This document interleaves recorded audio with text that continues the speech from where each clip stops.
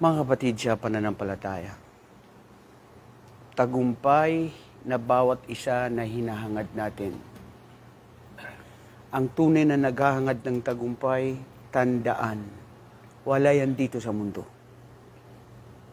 Pero, dito ang daan. Kasi hindi ka pwedeng maging matagumpay kung hindi ka dadaan sa mundo. Di ba? Katanungan natin kanina, bakit kung may ligaya, may lungkot? Kasi normal sa tao na may lungkot. Dahil hindi mo yan masasabi na tao na wala siyang lungkot. Si Adam, alayhi salatu wasalam, nung nandoon na siya sa paraiso, kausap niya ang mga anghel. Nakita niya ang lahat ng naimul janna, ang lahat ng nandoon sa paraiso. Pero minsan siya ay nalulungkot dahil wala si ligaya.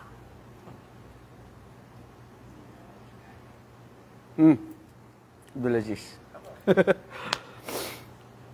Hindi ganap ang tunay na kaligayahan dahil, mga kapatid, tandaan ang mundong ito. Ang lahat ng lungkot, lahat ng tagumpay, lahat ng biyaya na ipinagkaloob ng Allah na nararamdaman at ang saya dito sa mundo, 1% lang.